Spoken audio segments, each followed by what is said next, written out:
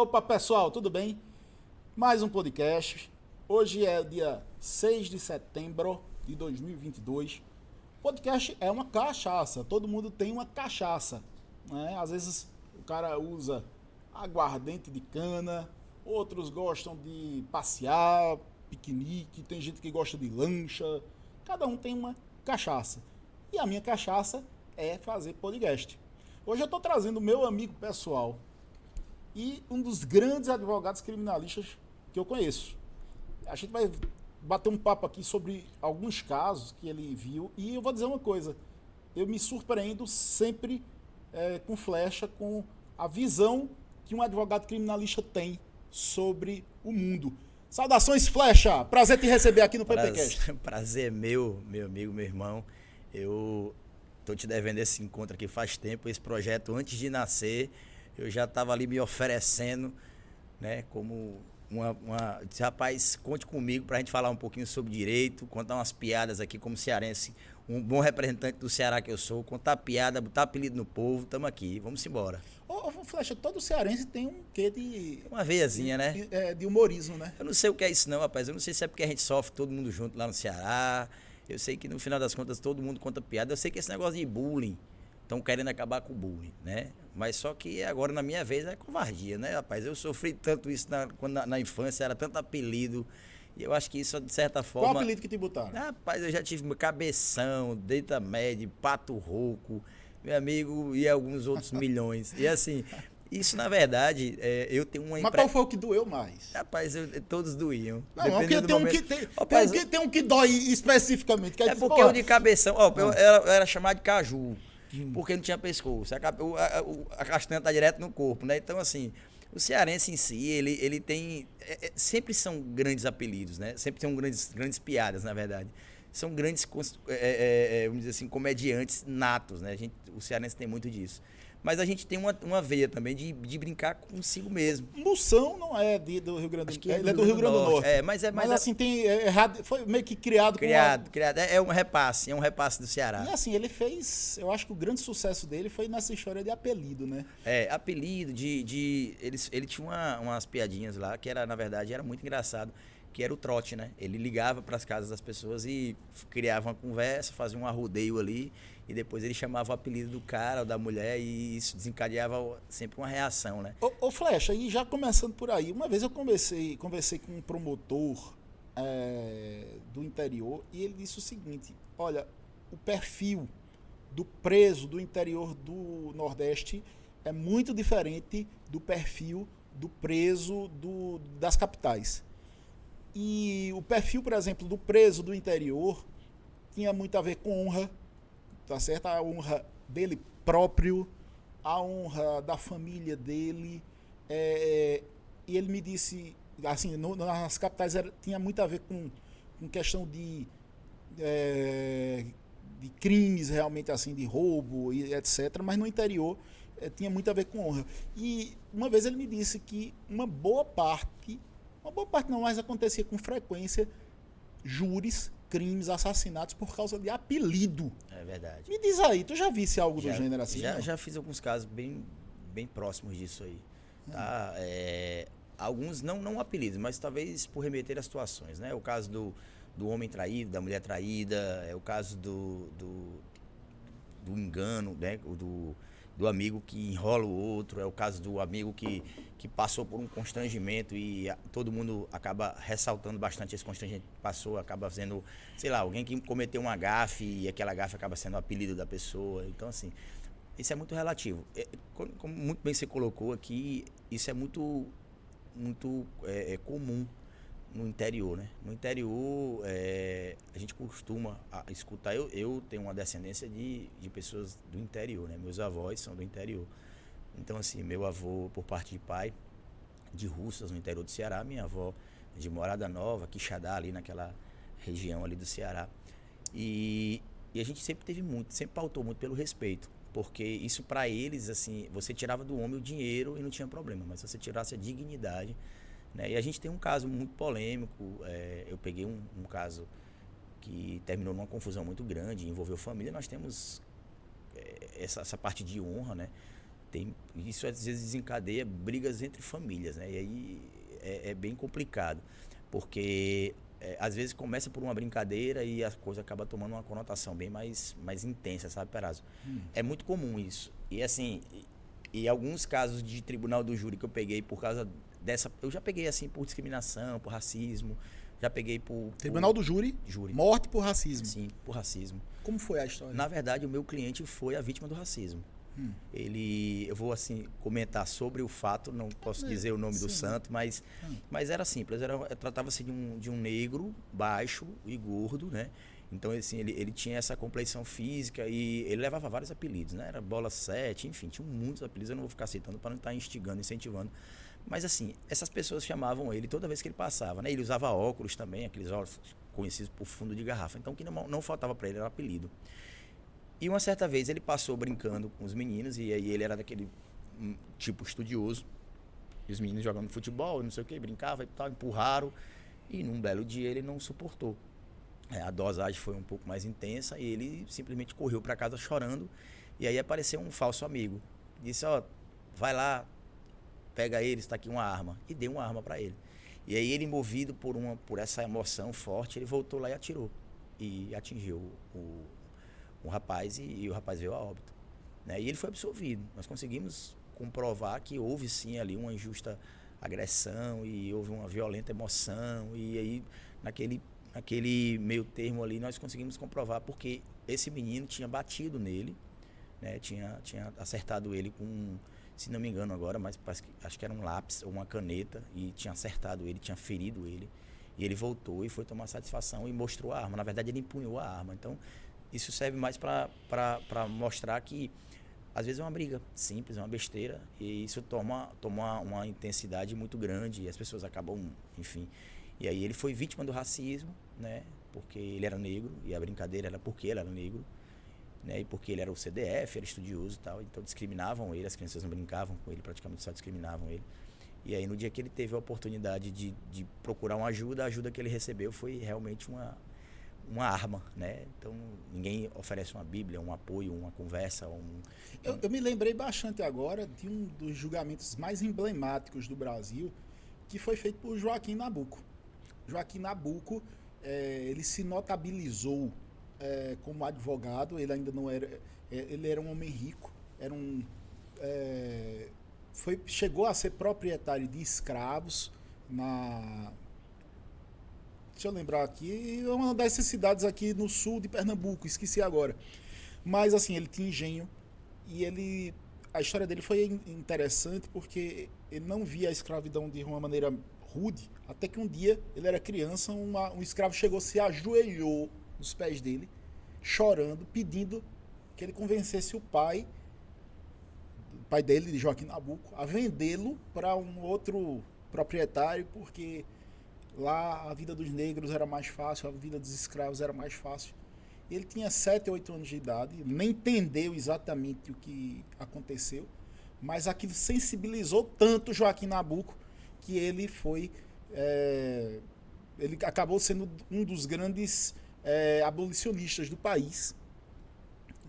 E ele ainda não era conhecido, ele pegou uma causa, salvo engano, era o negro José, o escravo José, que tinha matado o dono, tinha matado o patrão, o dono.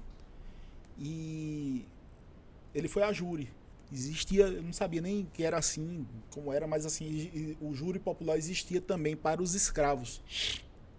E ele conseguiu conseguiu uma pena menor do que a pena de morte. Assim, o escravo José, ele foi condenado ainda alguns anos de prisão, tal, mas não foi condenado à morte naquela época. E o argumento foi que o seguinte, que seu José,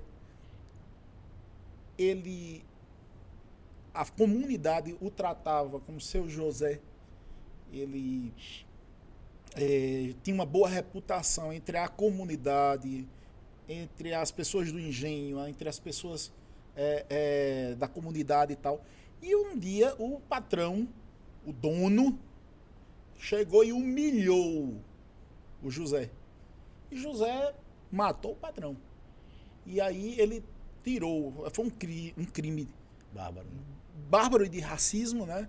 Mas assim, ele disse, olha, aquele homem não era um homem, ele era um tigre. Ele foi tratado como um animal, virou tigre e o tigre matou a ameaça. Ele já tinha uma reputação, embora fosse escravo, ele tinha uma reputação, ele tinha uma dignidade que o tigre avançou e disse, eu não vou deixar o dono fazer isso comigo, e matou o dono. E assim, uma parte da opinião pública na época disse, não, esse cara tem que ser punido exemplarmente, porque senão todos os escravos vão matar o dono. Mas assim, foi o primeiro grande caso de tirar aquela condição de escravo e passar a condição de homem, que se notabilizou e foi um dos grandes júris populares do Brasil, sabe? Que foi um ponto de virada no abolicionismo. Um dia eu vou pretender ler esse júri. Já tinha ouvido falar dessa história, Flecha? Eu já, como a gente atua, né, no Tribunal do Júri, já tem 11 anos de carreira, a gente escuta muito as histórias dos julgamentos. Algumas são criadas, né, algumas são ficções, mas essa do Joaquim Nabuco, a gente escuta alguns pontos. São aquelas conversas entre criminalistas, na verdade a gente vai nos pontos, né? E eu já tinha ouvido falar, basicamente assim, só a síntese, né? Mas do jeito que você contou aí, foi muito rico em propriedades. Então, o julgamento, na verdade, todo tribunal do júri tem uma história por trás, sabe? Não é matemática, não. É emoção, né? Não é só emoção. E assim, muito se engana quem pensa que está fazendo um júri, é um teatro. Tá? Porque o teatro, na verdade, você só fala. Você tem um texto, você preenche o texto ali, você vai lá e percorre pelo texto, fala as falas, né? Repete as falas ali e tal. Tenta definir ali o que é o momento de fazer chorar, o momento de fazer rir e pronto. E o júri não é assim. O júri nós temos 7 pessoas que precisam entender o que você está falando. E comprar teu produto, que nunca é fácil de ser vendido. Né? Ninguém quer defender, ninguém quer estar do lado. Quando a gente fala de Jesus, ninguém se coloca no lugar do guarda que está chicoteando, né, Jesus. Todo mundo se coloca no lugar de Jesus. É mais fácil. O único júri que eu fiz, que foi só, digamos assim, foi uma experiência da qual eu queria participar, mas foi o seguinte, uma mulher que colocou fogo no marido. Aí, num primeiro momento, meu Deus, ela botou fogo no marido. Mas a gente começou a mostrar que era uma mulher que apanhava há 10 anos. Né? Ela apanhava todos os dias, era uma mulher que era vítima de violência todos os dias, que vivia sob ameaça de morte todos os dias, e colocar fogo no cara, na verdade, foi uma legítima defesa. Ela estava na iminência, sempre ela acreditou naquele momento que a morte dela estava iminente e que a chance dela sobreviver seria colocar fogo no marido.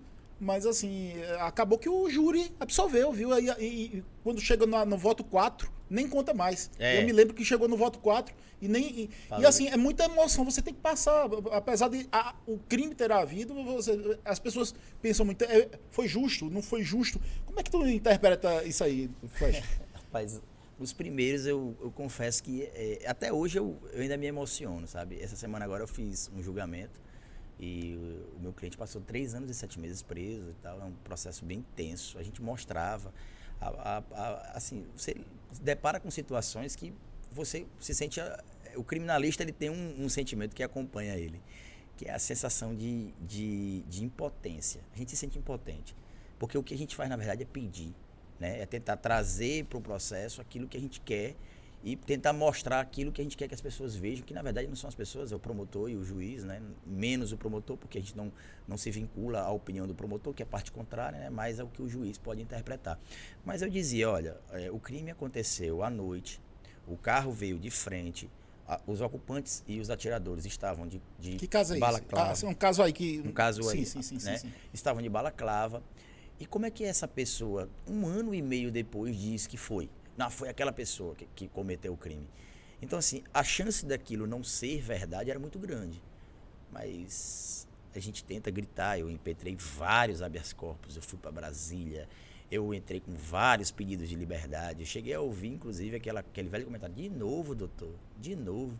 Doutor, enquanto ele estiver preso, eu vou pedir, e vou pedir até eu colocar na rua. E aí, quando chega, até que Vossa Excelência se convença, né?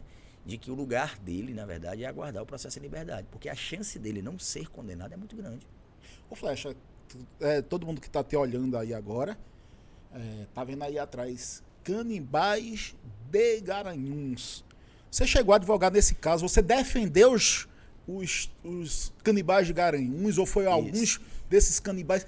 Conta a história assim da tua defesa em relação aos canibais de Garanhuns. Esse talvez seja o caso mais polêmico da minha carreira, né? Eu atuei como advogado de um dos canibais, né? Dos Até colocar intitulados. Imagens aqui enquanto você fala. Eu fui advogado de um dos intitulados, né? Que foram nomeados canibais. Na verdade, esse caso tem uma conotação bem diferente daquilo que é trazido pelo público, né? Que é trazido pela mídia, né? Então eu tive que estudar psicologia, eu tive que estudar um pouco de bruxaria, eu tive que estudar. Foram muitos os tópicos que eu precisei me adequar para poder entender melhor um pouco dessa situação. Tá? Então, esse caso foi bem polêmico no estado de Pernambuco, teve conotação mundial, internacional, na verdade. E é um caso de extrema complexidade, até para a compreensão dele. Foi um caso que fez vamos dizer assim, uma experiência muito importante na minha vida. Conta aí, o que é que você pode falar? Lógico que não vai poder falar tudo, mas assim, fala uma parte do o que é que pode falar, assim, como é que você ouviu, qual era a justificativa, houve uma confissão? Não, esse caso, na verdade, assim, o que dá para... o caso já está encerrado, na verdade, né? Então, os autos aí já estão abertos aí para os estudiosos, né? Para quem quer fazer consulta, mas esse caso tem umas particularidades que são bem peculiares, né? Eu fui advogado da Isabel, né? Isabel Mostra aí, o pessoal da produção, mostra aí, assim, isso aqui é um dos tantos blogs, né, a respeito da seita canibal de Garanhuns, mas pode continuar. Mostra as imagens enquanto o Flecha fala. Esse inclusive, tem um... Você foi advogado de qual dos três Isabel, aqui? fiz advogado da mais velha ou da mais nova? Da mais velha. Da mais velha, ok. Isso. E aí, assim, uma das coisas que eu acho que isso tem que acabar é essa história de que isso, na verdade, já era para ter acabado, né? Essa história de que fazia coxinha de gente para vender e tal. Isso não aconteceu. Eu estudei sobre bruxaria, conversei. Você estudou sobre bruxaria? Tive que dar umas aprofundadas no tema, né? Porque eu precisava entender se justificaria por que seria vendida coxinha com carne de gente. Sim. Não faz sentido, dá mais trabalho, sabe? É uma coisa que não faz o menor sentido. Isso, de ter que produzir. É o quê? Para economizar o preço da carne? Porque poderia também colocar uma carne de um valor mais baixo, uma carne terceira, se fosse o caso. Carne de cachorro, carne de gato. Isso era mais comum. Da rua, né? Mas a questão é que o que houve, na verdade... Tô mostrando as imagens enquanto isso, tá? Enquanto ele vai falando, deixa ele... O que houve, na verdade, foi a forma com que o interrogatório foi feito, né? Chegou uma fase que ela... chegou na estafa, né? Então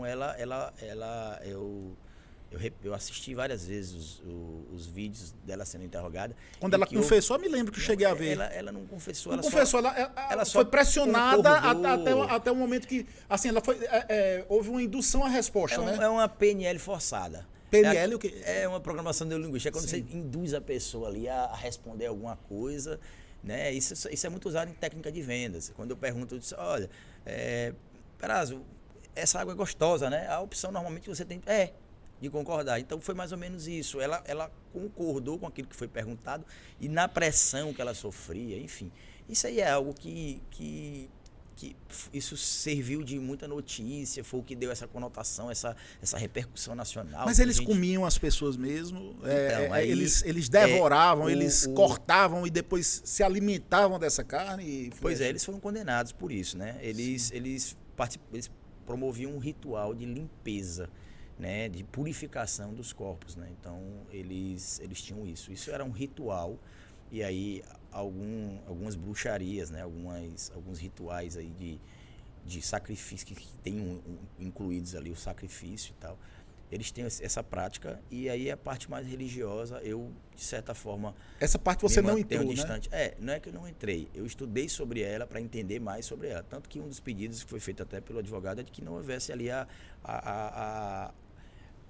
a configuração do crime de vilipêndio, né, do cadáver, né, do corpo. Não foi isso que aconteceu. Eles não quiseram, em momento algum, estragar ou denegrir a imagem do corpo. Não, a intenção, por mais esdrúxula que seja, por mais absurda que seja, a intenção era purificar o corpo que havia sido sacrificado. Bom, aí é um mérito religioso, longe de mim estar discutindo, eu não tenho a menor dúvida de que eu não concordo com isso. Mas é uma distância muito grande entre concordar, compactuar com isso e de não entender, né? Eu entendi, eu estudei sobre o assunto um pouco e eu consegui entender aonde eles queriam chegar, entendeu? Por várias razões, sabido que você não continua até o fim desse júri, você acaba saindo antes. Mas na época, qual era a tua tese de defesa? Veja bem, a Isabel, ela tinha uma dependência emocional muito grande pelo... A Isabel é essa mais velha, Isso. né? Que está aparecendo aí agora na Pelo imagem. Jorge, a mais velha.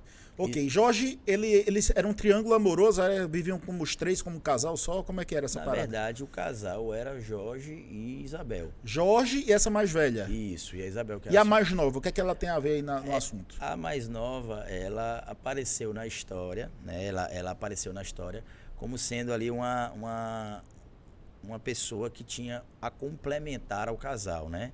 Tinha mais vigor, ela era mais companheira dele em relação a... Eles eram uma espécie de... Era uma família, era um trisal, né? Então essa parte íntima do casal, né? Isso aí eu não sei se constou, se ficou sob segredo no processo, mas eles tinham relações distintas entre eles, né? Então a Isabel passou a ser a esposa que tomava conta... Isabel é essa mais velha? Isso, a mais velha. E a Bruna é a mais nova. Bruna é a mais nova, ok. Isso. E a Isabel, ela tomava conta, né? Tanto do Jorge, como ela era tipo ali a mãezona dos dois, né? Então o Jorge era, de fato, o marido, né? E a Bruna ela foi titulada como amante, ela foi intitulada como... recebeu várias... E me diz uma coisa, então eles não constituíram mesmo um advogado, cada um colocou uma tese diferente, digamos assim. Eles foram defendidos por pessoas distintas. Mas assim, a tua tese de defesa na época, qual foi? Você deve estar nos autos, né? Não chegou porque eu peguei o final do processo e a minha função era ir até o júri. Certo. Mas assim, qual foi a tese de defesa? Eu até hoje acredito que porque é o seguinte, existiam várias teses no processo, e aí entrar nesse mérito é um pouco complicado, porque eu estaria entrando no mérito da tese do colega, né, que fez a defesa, que foi o Wes Quaresma, né? Então assim, eu não vou entrar nesse... Wes Quaresma é aquele advogado lá de Minas Gerais, bem conhecido, né? Inclusive. Bem conhecido, foi advogado de casos bem polêmicos, Bruno, enfim. O goleiro Bruno, né? Bruno, exato. Sim. O que acontece? Eu entendia de uma forma, cheguei a expor para a família qual seria a minha tese, qual seria a minha linha. Mas eu entendo que a Isabel, ela tinha sim uma dependência emocional, o que é completamente diferente de uma síndrome de Estocolmo, que era trazido pelos outros alguns colegas também. O que era a síndrome de Estocolmo? A síndrome de Estocolmo é quando a vítima se interessa ou se apaixona ou desenvolve um sentimento verdadeiro pelo agressor, né? Isso aconteceu, e aí existem algumas versões, mas é o fato de quando um grupo de pessoas entrou num banco em Estocolmo, né, e sequestrou aquelas pessoas, manteve sob cárcere enquanto eles não conseguiriam sair do banco com o dinheiro. Fizeram algumas exigências, mantiveram aquelas pessoas em um local ali escondido e tal, mas eles trataram tão bem essas pessoas que essas pessoas desenvolveram por ele um sentimento. E esse sentimento foi estudado. Era a síndrome de Estocolmo que estava nascendo ali, a definição da síndrome de Estocolmo, que é quando a pessoa se apaixona por quem a agride, ou por quem lhe faz, de certa forma, um mal. A síndrome de Estocolmo explica, por exemplo, a vítima do estupro que se apaixona pelo estuprador. Então, assim, existem várias linhas, existem várias tangentes para esse estudo, e aí falar sobre isso... É uma doença, se é uma síndrome, é uma doença, né? Pois é, e aí ela chega a ser trazida como doença porque, teoricamente, é algo que não é admissível, né? Mas aí isso aí é tratado como fetiche por alguns, é tratado como... Enfim, se entrar nesse mérito, tem que abrir um outro podcast para tratar só sobre esse assunto. Mas aí o que acontece? Mas a Isabel em si, ela tinha sim um cuidado especial. mas ela tinha uma dependência emocional, porque o Jorge, para ela, foi realmente a vida dela. Era Jorge que era o provedor de tudo, era um cara inteligente, era uma pessoa que depositava para ela ali confiança, ela tinha confiança nele, ela tinha respeito. Então esse era o Jorge para ela. Tanto Você chegou a acompanhar o caso até o fim, pelos jornais, pelo menos, né? Até muito próximo do júri. Você chegou aí ao júri, assim? Não, eu não foi porque eu tive um júri no mesmo dia. Sim. No mesmo dia eu tive um júri. Mas eu tive contato com as pessoas, os colegas estavam estudando, fiz reunião, inclusive. Cheguei a conversar com o S40 sobre o caso, enfim.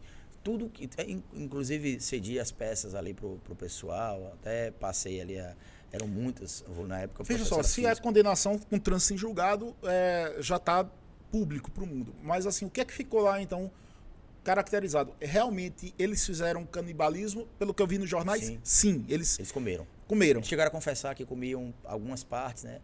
E aí era a região da coxa, chegaram a comentar inclusive qual as partes comiam e por que não comiam as outras e tal.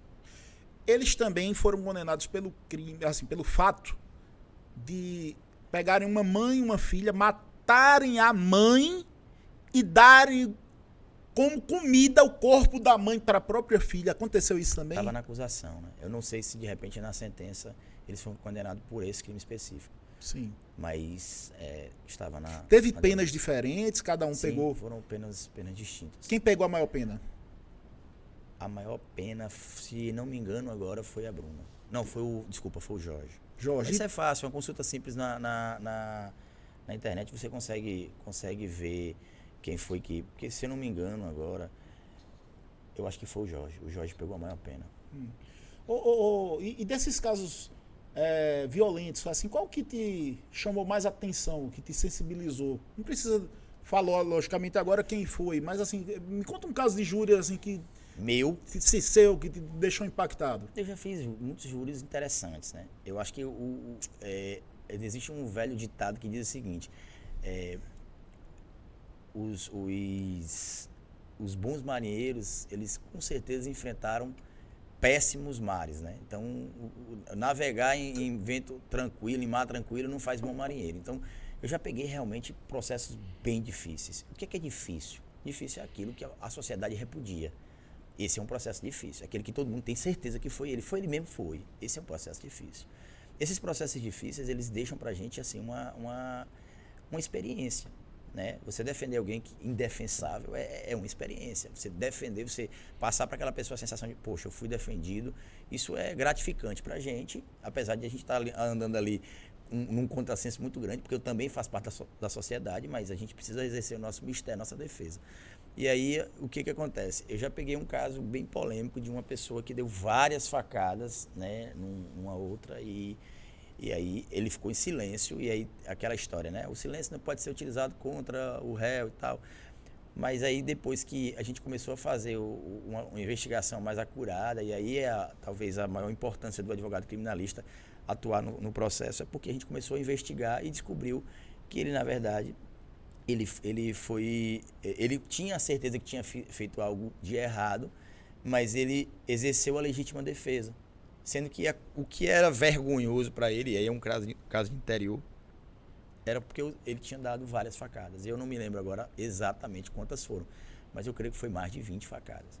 Sendo que tinha um detalhe nesse processo. E aí eu vou falar bem por alto. Esse rapaz não tinha a menor condição financeira, ele não era meu cliente, ele dividia a cela com um cliente meu, e eu me sensibilizei pelo processo dele, porque ele tinha uma história interessante. Ele deixou de criar, a esposa era deficiente, ele tinha uma filha que precisava de ajuda, ele não podia sustentar, ele era agricultor, e eu me sensibilizei e fomos atuar no processo desse cidadão. E o que aconteceu? Ele foi absolvido. Foi absolvido por quê? Por que ele foi absolvido? Porque de todas as facadas que ele deu, todas elas foram para se defender. Inclusive a faca que ele usou foi a faca que o agressor usou contra ele. Era uma história de roubo de fio, ele era eletricista, estava consertando uns lugares, e o cara foi lá, roubou o fio, ele foi tomar satisfação, o cara puxou a faca, ele tomou a faca e deu várias facadas. Sendo que ele foi tratado como agressor o tempo todo. Por que ele foi atrás daquele rapaz? Entendeu? Então essa conotação era dada ao longo do processo, tanto que eu acho que ele passou uns 5 anos preso, coisa assim. Faixa, e aí agora acabei me lembrando de um caso que ficou muito conhecido no país, eu acho que causou revolta para muita gente. Foi um réu que foi matar uma modelo, um artista. Aí o cunhado dela conseguiu tirar a arma dele e deu 3 tiros.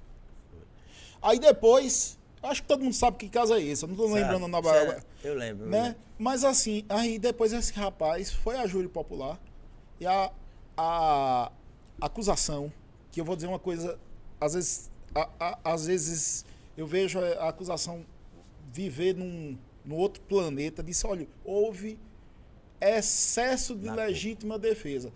Meu Deus, o cara veio com a arma. Tu já conseguiu quase o impossível, que era tomar a arma dele.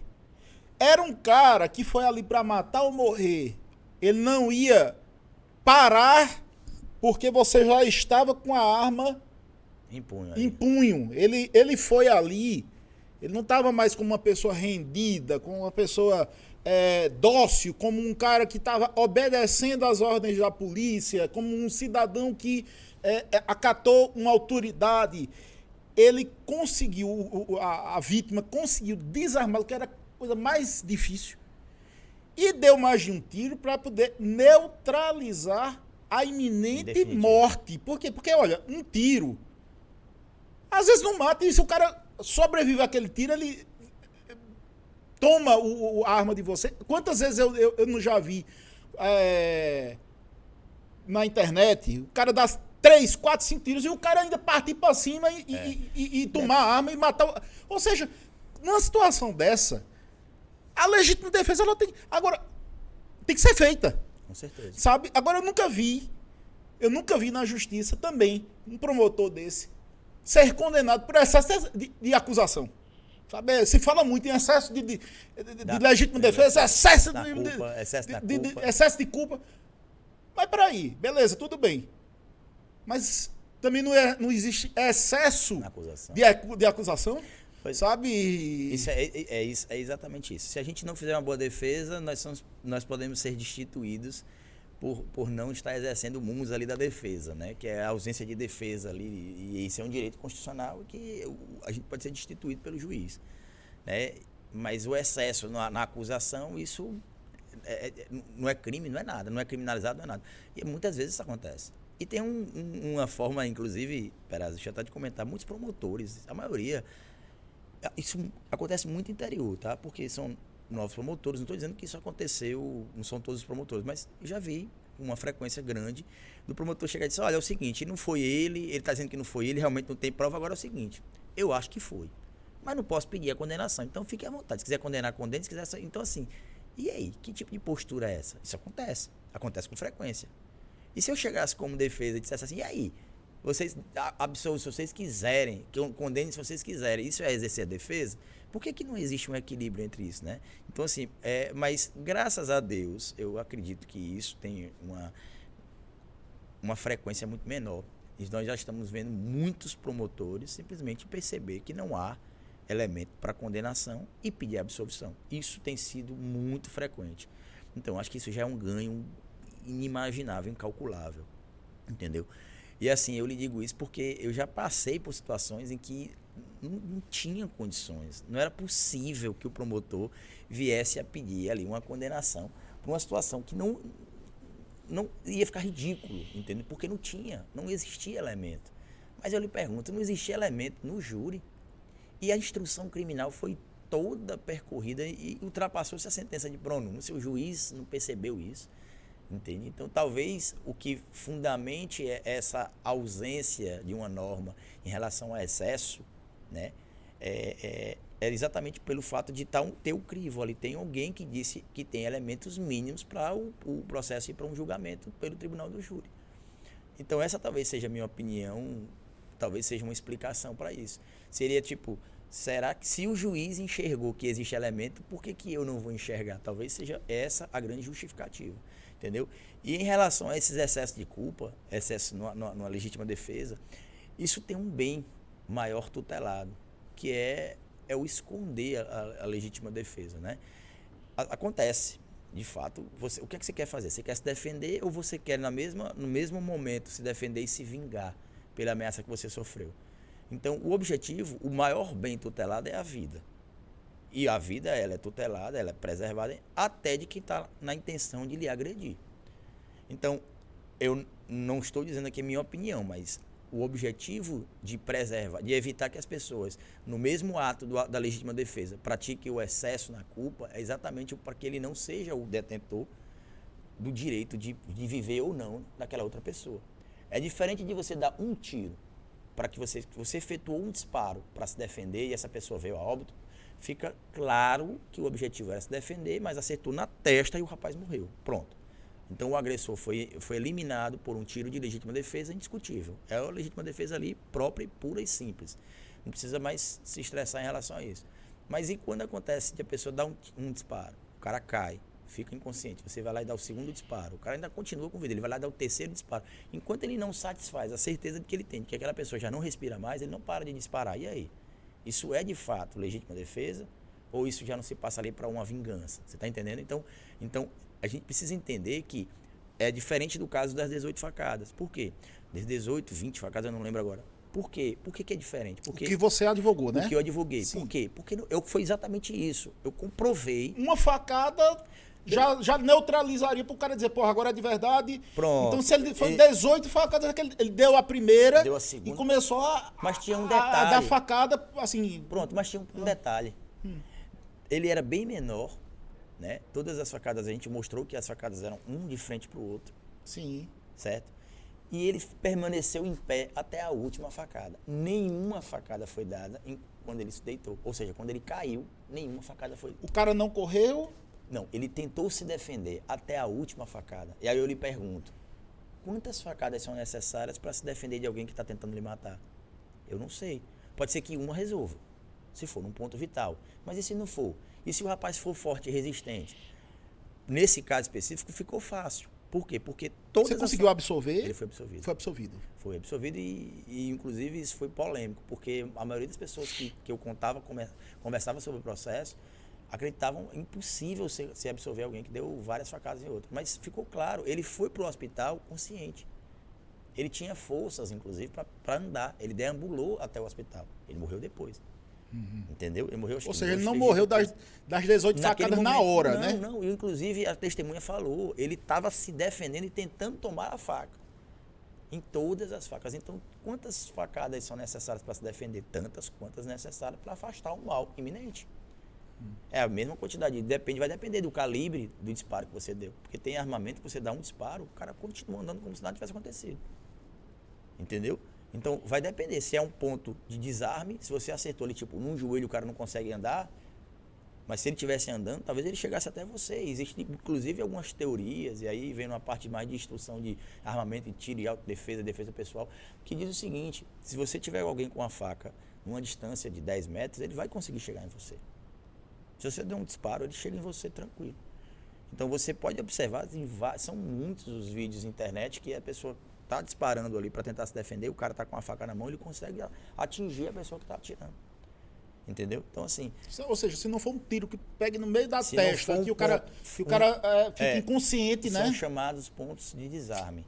Né? Coluna, pescoço, olho, cabeça. Então, alguns pontos, né? O joelho, a canela, às vezes, depende do calibre também. Tem armamento que você dá um disparo só e arranca a perna. Entendeu? Então, assim, isso é muito relativo. Falando em...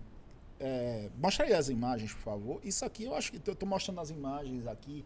Isso foi um dos casos mais famosos aqui no Nordeste.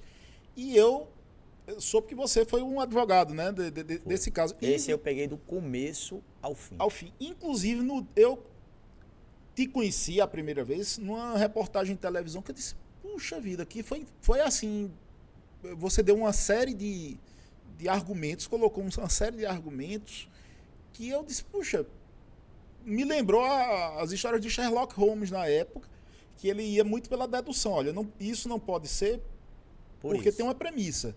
Essa premissa não está... Então, eu me lembro que tu disse, olha, a versão dos autos foi um caso de um promotor público que foi morto em Itaíba, foi Itaíba, junto de Águas Belas, A região de grandes amigos meus, principalmente dos índios Funiô, que são de lá, de Águas Velas. Mas assim, a história que se contou é que ele teria sido assassinado dirigindo um carro. E aí você começou a colocar alguns argumentos. Olha, o carro ele estava estacionado corretamente no acostamento, ou seja, não poderia ele ter levado um tiro de 12, que foi arrancou a parte da cabeça dele, dirigindo e o carro não ter desgovernado, ido para a ribanceira, ficado atravessado na pista. Ou seja, o carro ficou exatamente estacionado paralelamente ao meio-fio. Aí você começou a colocar alguns argumentos. Eu disse, puxa vida, realmente esse é um argumento muito bom. Ninguém consegue levar um tiro de 12 e consegue, ao mesmo tempo, nos momentos finais, deixar o carro bem estacionado. Aí tu começou a falar. Eu disse, que coisa inteligente, né? Teve o seguinte, veja só. Alguns pontos precisaram ser trazidos. Primeiro, o carro foi estacionado alinhado ao meio-fio. Segundo, a marcha foi colocada Vai colocando nas imagens enquanto isso, a marcha foi colocada na função P. E aí eu pergunto, função P. Como é que ela entra? Era um comando simultâneo. Você precisa apertar no freio, apertar a embreagem e direcionar ela até a frente do câmbio de marcha. Então, assim, foi até a marcha P. Outra coisa, existiam fragmentos de pedra compatíveis no local dentro do veículo. Aí, assim, foram uma série de irregularidades. Outra coisa, a versão que foi levada é de que estavam todos dentro do veículo. A perícia que foi constatada lá disse que era possível que isso tivesse acontecido. Mas eu pergunto, será que alguém teria coragem de se submeter a um exame daquele, de serem efetuados disparos de 12, a queima-roupa dentro do veículo e esses balins não ali percorrerem o veículo, não quicarem, como diz assim na língua mais simples, né? Por que não acertou nada, nenhum vestígio, nenhum arranhão? Então, assim, algumas foram as versões que foram levadas, que não foi dizer, eu não queria acusar ninguém, longe de mim. A ideia, na verdade, era trazer aquilo que o processo gerava, dúvida. O objetivo era trazer para o processo as dúvidas que eu não consegui resposta. Até hoje, tem muitas perguntas que não foram respondidas. Quais, por exemplo? A história do P. Como é que o carro entrou em P, marcha P? Certo. Como é que alguém... P é estacionado, né? P é estacionado. P é travado. O carro não entra. Ou ele estava parado já. Veja só. Estava rendido, Veja bem. Se o veículo automático estava em movimento, a marcha P não entra. Certo. A marcha P, ela só vai entrar se o veículo estiver parado, você com os pés, acionar com o pé, acionar o freio, e aí você apertar o gatilho da embreagem e empurrar o câmbio para frente. Aí ele entra. Então é um comando de 3 comandos. São 3 comandos simultâneos. Para que você faça isso, você precisa ter pelo menos um pouco de consciência. E alguém com um tiro na cabeça de 12, fica difícil. E outra coisa, se ele tinha semiconsciência suficiente para estacionar, colocar o carro em P, e ainda digo mais, tinha mais um detalhe, o freio de mão, que é no pé, estava acionado. Então o carro não podia estar parado. Ele fez esse comando, esses vários comandos, ele com um tiro na cabeça. Por que ele não apertou o acelerador e fugiu? Ele não estava armado. Então, assim, algumas perguntas nunca foram respondidas. Tá? Bem, na verdade é que todos foram condenados.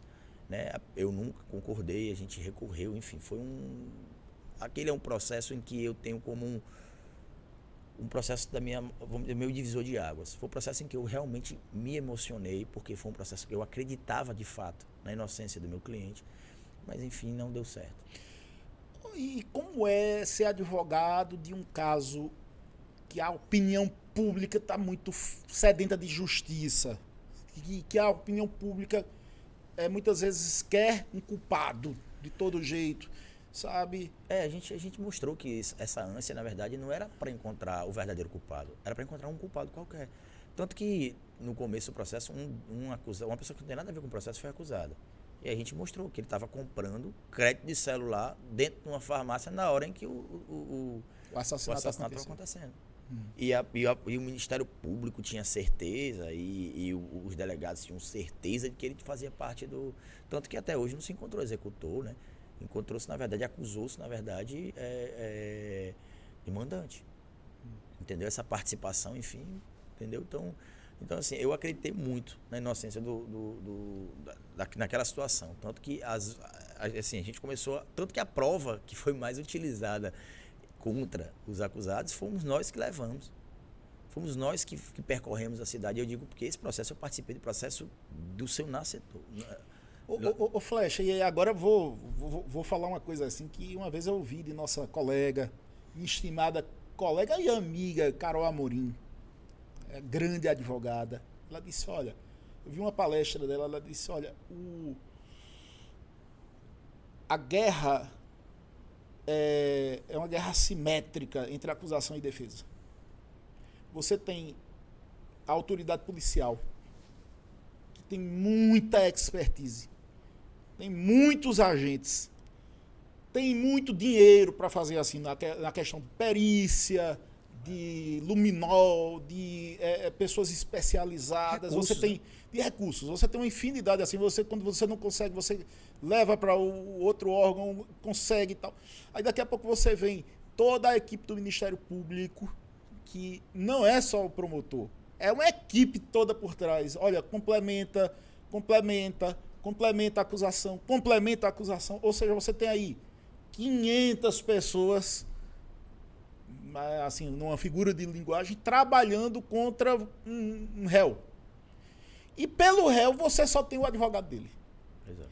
Então, veja, quando o réu tem muito dinheiro, ainda o advogado disse, olha, vamos fazer uma conta-prova assim, assado, assim.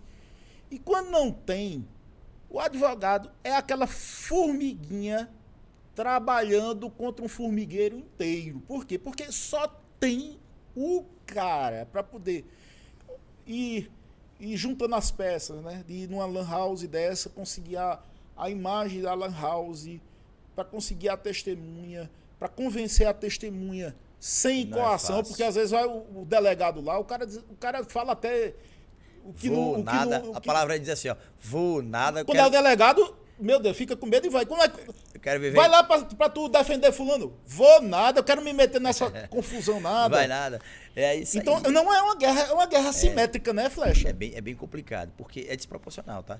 Ela não é proporcional. Nós temos todo o aparato da polícia, do Estado, em favor da polícia, né? Dando condições ali de trabalho, e que muitas vezes eu até respeito, eu não sou de criticar o trabalho da polícia, mas o nosso bom trabalho se dá quando o outro lado não faz o dever de casa bem feito.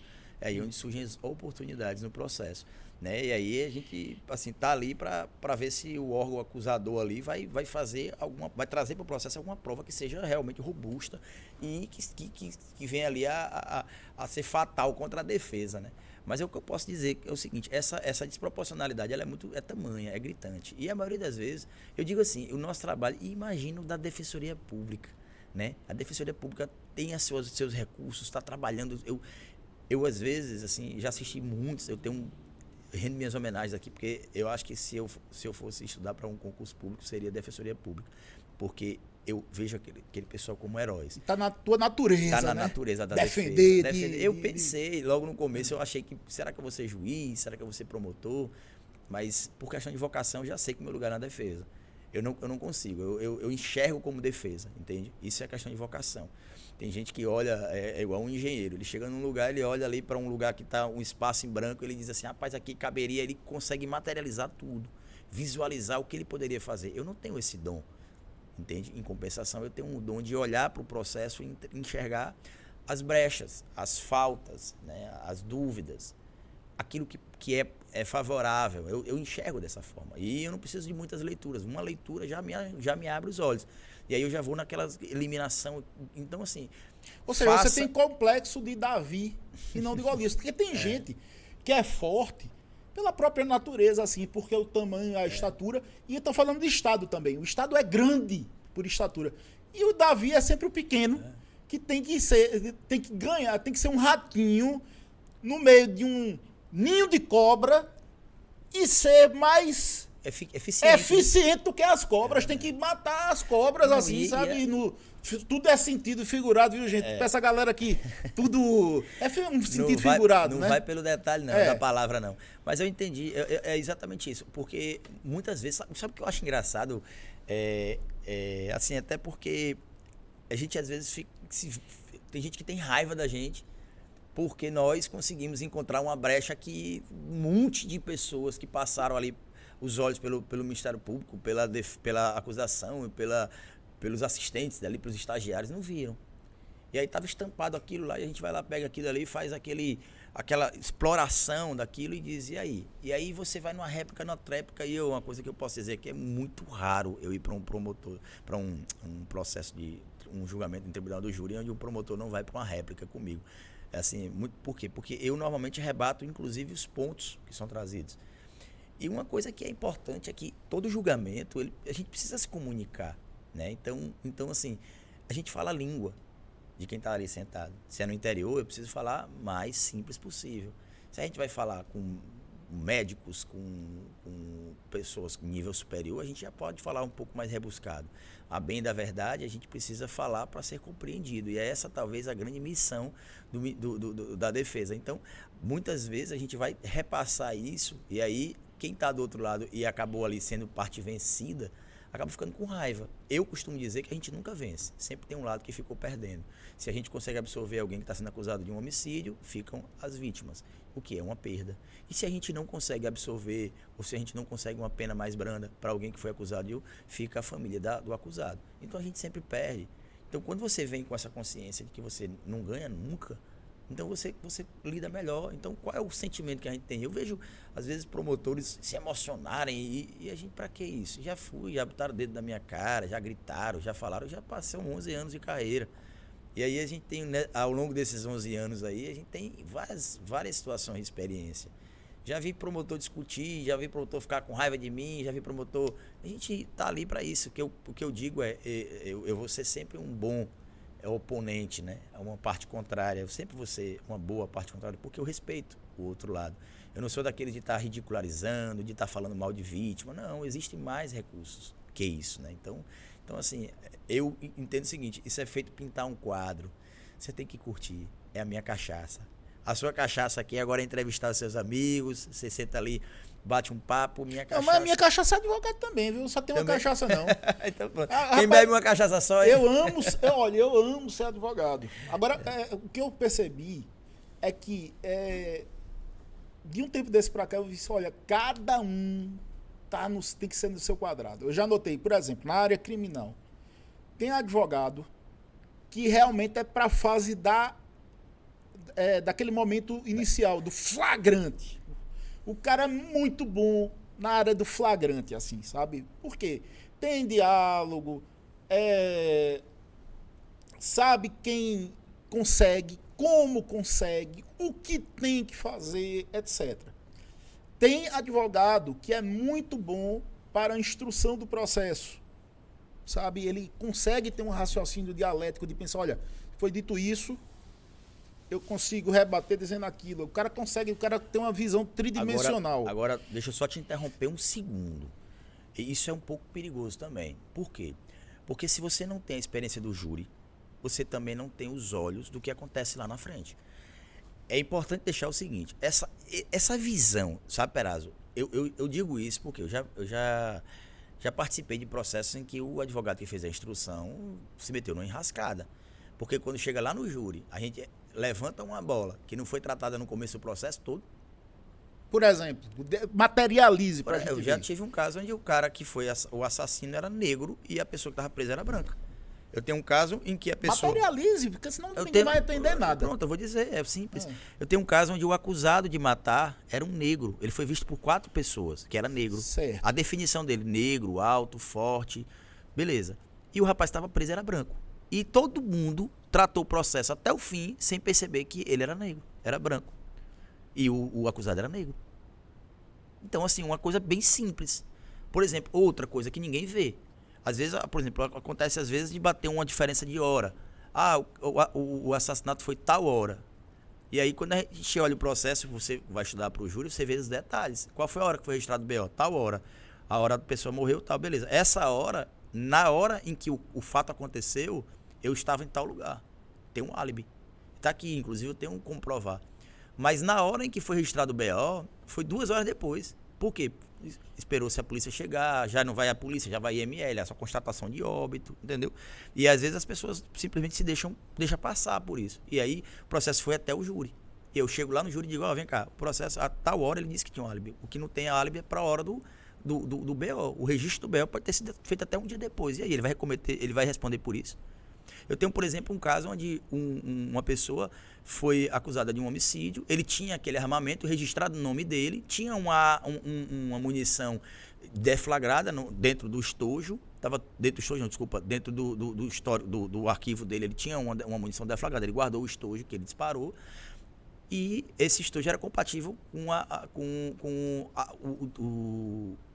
toda a conversa, né, toda a acusação. Só tinha um detalhe. Eu pedi para periciar o projétil que estava dentro do corpo. E não era compatível. E aí? E aí isso aconteceu o quê? 3 anos de prisão depois. Entendeu? Então, assim, eu quero dizer, eu não estou aqui falando mal de quem só quer fazer instrução, mas eu acho que é importante quem faz a instrução participar do julgamento. Porque lá no julgamento não dá tempo de fazer uma instrução bem feita. A gente só tem 1 hora e pouco, 1h30, se forem mais de um réu, 2 horas e meia. E essas 2 horas e meia eu não vou falar tudo, porque é para dividir em mais de um réu. Então, assim, a gente tem que sintetizar tudo. Então, eu tenho que procurar detalhes. Essa parte de criar todo um contexto, talvez nem dê tempo de fazer. E é por isso que a visão do advogado criminalista, do tribunal do júri, ela tem que ser mais apurada.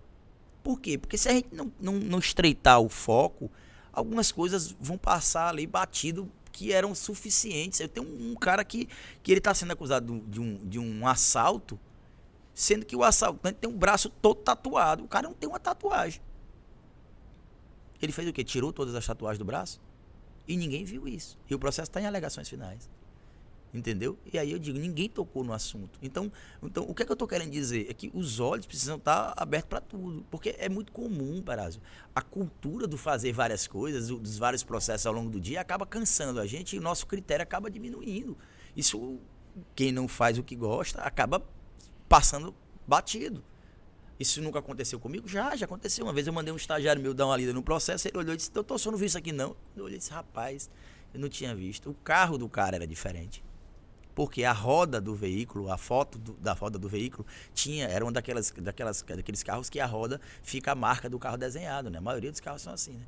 E ali tinha a marca do carro e a acusação dizia que o carro era outro. Um dizia que era Palio e o outro dizia que era um Fiesta. Ou seja, tu desmontou tudo com base num detalhe. Né? E aí a maioria das vezes, aí eu digo, por que eu digo que às vezes, porque o cara é muito bom na instrução? Eu concordo com isso, mas ele precisa entender o que é que tem lá depois da janela, entendeu? Porque o que é que a gente passa lá? Eu preciso mostrar o raciocínio. Por que a gente não limita o que vai fazer? A gente precisa colocar tudo. Até porque o processo às vezes demora. E você vai lembrar de tudo. O momento de escrever ali é o começo do processo. Você precisa fazer uma instrução boa para que aquilo te dê subsídio para você passar para as próximas fases de forma assertiva também. Tu já trabalhou como assistente da acusação? Já fiz um caso. Como foi a sensação? A sensação de tu que sempre faz a defesa e diz, olha, na minha visão eu vou conseguir um detalhe para sempre conseguir a inocência do cara. E tu tu trocar o papel e dizer assim, agora eu vou usar toda a malandragem que eu já vi no sentido de aproveitar os detalhes do que a acusação não fez para tu pegar essa vivência e dizer assim, agora eu vou estraçalhar justamente porque tu sabia. Porque assim, quando Lampião, quando morreu, pegaram os ex-cangaceiros, disseram, a gente bota na polícia, a gente perdoa teus primos, agora tu vai ter que mostrar qual eram os coitos, qual era então assim... O esquema todo. O esquema todo. Aí, e a gente já viu assim, putz, acaba desmontando nesse sentido, então, né? Essa prática é comum. Os melhores investigadores de crimes cibernéticos são os hackers. Eles são contratados para vender segurança. Esses caras são contratados exatamente para fazer o que eles não fazem, aprender a parar as pessoas que fazem o que eles faziam. Esse é um conceito muito funciona. Agora, uma vez eu ouvi uma brincadeira e eu estava conversando com algumas pessoas e, como sempre, né, a veia do cearense, eu disse, rapaz, esse negócio de fazer assistente à acusação responder as questões com o livro do professor. porque a gente gosta de fazer a defesa. E aí, quando você vai fazer a defesa, você se apega a detalhes que faz com que dê uma conotação maior. E eu fiz um júri, bem polêmico, inclusive, um júri bem conhecido aqui em Pernambuco. Foi talvez o primeiro caso de feminicídio no Brasil, sendo que a vítima ela foi assassinada, né? Diferente do caso em que levou o nome da lei, que é a Maria da Penha, que a Maria da Penha ficou viva. Então ela lutou ali pela mudança da lei e a lei acabou sendo vinculada a ter o nome dela, né? Nominada ao nome dela. Mas o nosso caso foi aqui, inclusive, o senador tomou a frente lá para tentar brigar pelo resultado. Tratava-se de um filho de juiz, ele foi condenado, nós conseguimos. Inclusive era difícil até trazer o processo para julgamento, né? Foram muitos os recursos e tal. E aí o que é que eu lhe digo? Fazer um processo como assistente de acusação, eu já não senti tanto prazer. Porque, o que é que eu posso dizer? Não desmerecendo o trabalho do promotor, mas é porque a acusação, ela tem um peso diferente, tá? Então eu tenho alguns promotores aqui em Pernambuco que meu Deus do céu, quando eu encontro com eles, assim, eu percebo que é desproporcional. A experiência larga na área é imensa. E aí eles vêm extremamente preparados, entendeu? Então eu tenho que... É aquela história, é um Daniel na cova dos leões, né? Então, assim, normalmente a gente chega lá e são vários Daniéis, e a gente só é um leãozinho para tentar... Para quem não conhece a história do Daniel, eu até me sensibilizo que uma vez eu cheguei, né, para um juiz e disse, olha, estão fazendo com esse cliente a história de Daniel. Bota ele lá na cova dos leões. Se ele for inocente, Deus não vai deixar o leão tocar nele. E assim, eu comecei a ver esse cliente, Outros sabe? olhos. Se qualquer coisa, bota ele lá na cova. Eu disse, olha, agora, sabe o que é que aconteceu? Toda vez ele saiu, doutor. Botaram ele lá nos leões, com fome. Tinha vez que ele saía de boa, tinha vez que ele saía todo arranhado, saía mordido, mas toda vez ele saía da cova dos leões. Que é uma história bíblica, né? Que bota lá, se ele não tiver culpa, ele vai sair de lá sem o leão tocar nele. Vai vir uma força superior, uma força divina, vai livrar Daniel. E às vezes acontece mesmo, né, Flecha? A gente vê assim, às vezes na prova, às vezes no convencimento do jurado, às vezes numa guerra tão assimétrica, a defesa vai lá e ganha, né? É verdade. Acontece. Eu, por exemplo, assim, é complicado quando o advogado fala, eu ganhei. Ah, você só fala quando ganha, você não fala quando perde. É como eu já disse, eu tenho a sensação de que eu perco todas as vezes. Mas eu digo uma coisa, a gente já participou de um processo assim que foi bem difícil. Foi bem difícil, não. Foi tão difícil que o promotor pediu para reperguntar para os jurados. Só pergunte de novo, porque eu acho que eles não entenderam. E os jurados foram lá e absolveram de novo, pela segunda vez. E isso tá guardado nos meus arquivos. Eu tenho essa ata, onde os jurados foram submetidos de novo. E aí, qual é o risco disso? Um perigo. Um perigo. Por quê? Já pensou se ele é condenado e absolvido e eu estou lidando com alguém realmente que sei lá, alguém que venha ficar com raiva de mim e fique chateado porque eu submeti ele a uma outra votação desnecessária? E aí, de repente, realmente ele foi condenado? Mas eu tinha certeza. Por quê? Porque quando você faz um trabalho que você vem pegando nos detalhes, vem explicando o que você pensa, não tem como ter dúvida. É feito dar uma aula para quem não sabe nada. Você precisa acompanhar o raciocínio de todos eles. E é por isso que é diferente de um teatro. Porque eu preciso que as pessoas manifestem de alguma forma que estão compreendendo, pelo menos o que eu estou falando. É por isso que não é teatro. No teatro, teatro você está fazendo uma representação. Pois agora, no teatro... No seu caso aqui, eu vejo, até porque eu faço isso. Eu também sou advogado e assim eu vou dizer uma coisa. Eu acho que todo réu, todo acusado, todo autor, sabe, ele no fundo, ele quer um advogado que viva a situação dele, sabe, que entre no sentimento, que fale a injustiça dele, que absorva, sabe, essa história de vamos ser técnico. Não, é e aquela tal. história... Você quer alguém pra te dizer, porra, eu queria dizer isso, já como eu não posso. Mas assim, essa coisa. E a gente vê, quando a gente olha pra tu, quando tu conta essas histórias, a gente tá vendo que tu compra a história do cara, tu compra a defesa do cara, tu compra a ideia do que. Então, assim, eu acho que não é fácil, viu, Flecha, encontrar o advogado que colocar essa paixão em cima de dizer assim, vai ou racha, mas eu vou dizer tudo que...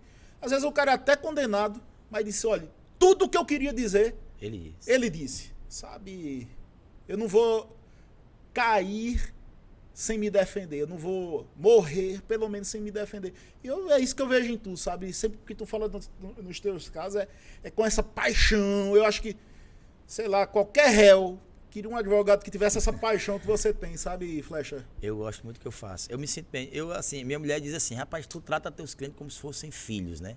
Eu digo, é por aí. Para mim, eu aconselho, eu oriento, eu pergunto, eu vou nos detalhes, tá? E uma coisa que a gente tem que aqui acabar com alguns, aproveitar aí o espaço para dizer o seguinte, esse negócio de, a gente escuta muito, eu me formei, eu quero ser advogado e eu quero, todo réu tem direito a um mínimo de defesa. Bom, esse mínimo de defesa você dá para os seus clientes. Para o meu, a defesa vai ser toda.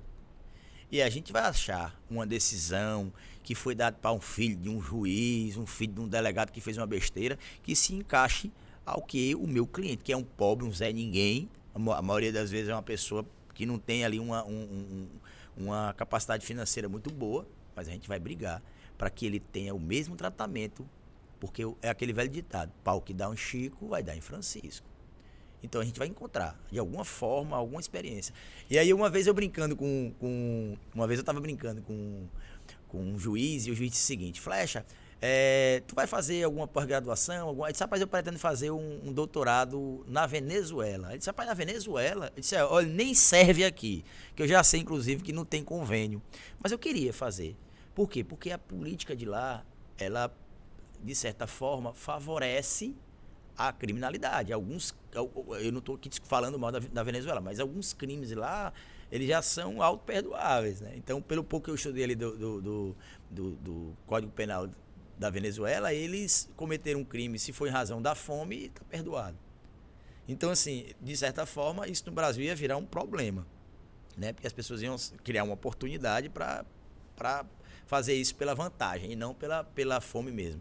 E aí o que acontece? Eu disse para um juiz, o juiz sempre ri comigo e disse, papai, como é que você quer fazer na Venezuela? Por que você não quer fazer? Eu disse, é porque se eu for usar como referência um país que está melhor do que o meu, eu não vou ter muitos exemplos. Eu vou ter sonho. E realidade é a gente defender a gente da comunidade, os pobres. Aí sim eu vou ter uma noção da realidade. Por quê? Porque se eu for defender só os ricos, aquela galera que está lá em cima, que está vamos dizer assim, os intocáveis, eu não vou ter uma sensação de realidade, entende? A realidade está lá no povão. O que é que o pobre sofre? O que é que o pobre coitado, sabe, chega ali? Por isso que defender por paixão é muito complicado. Porque se fosse, nunca ouviu esse ditado, se fosse um filho de um rico, ele ia passar por isso? Então, assim, quando sai a decisão de um filho de um rico, abre aspas, um filho de alguém que tenha poder, que alguém que tenha uma capacidade diferenciada aí na sociedade, a gente vai usar isso como referência.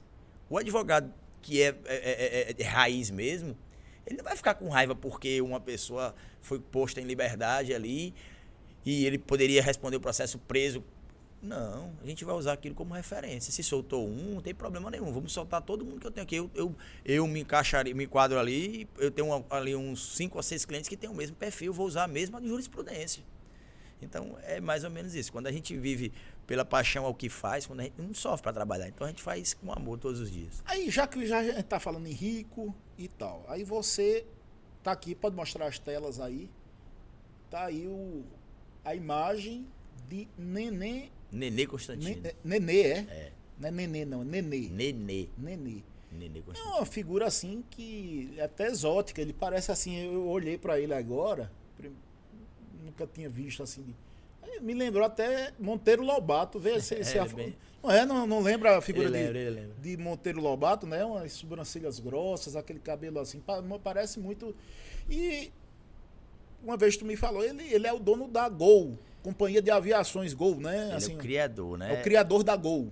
A Gol hoje ela pertence a uma sociedade anônima e tal, acho que é mais ou menos isso. Mas um assim, grupo é uma econômico. companhia de aviação. E assim, nesse caso, assim, você foi o advogado dele? Não, como, não. Como é que foi? Como é que Eu foi fui advogado num caso onde ele era também um dos acusados, que é o caso... foi um caso lá em Brasília, na cidade de Tabatinga, eu fui acusado de ser... Desculpa, eu fui advogado de um acusado de ser um dos atiradores, né? Assim, dos executores. Dos executores, exato. De Sei. um crime, né? Então foi um crime bem polêmico, bem conhecido lá.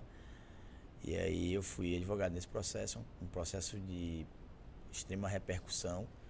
Trata-se de um empresário bem sucedido, uma pessoa, né, renomada, e esse foi um caso bem tenso também.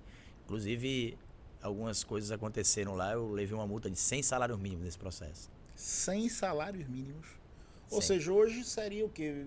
120 mil, mais ou 120. menos. Rapaz, eu acho que tu me contou. Não sei se foi isso, uma vez que a gente tava conversando, tu dissesse que um advogado amigo teu queria ir olhar o júri e não tinha mais vaga no júri. Aí eu conta habilitei essa ele. história. Ah, foi esse, foi? Foi. Aí, conta essa história, que é uma história até engraçada nesse... Foi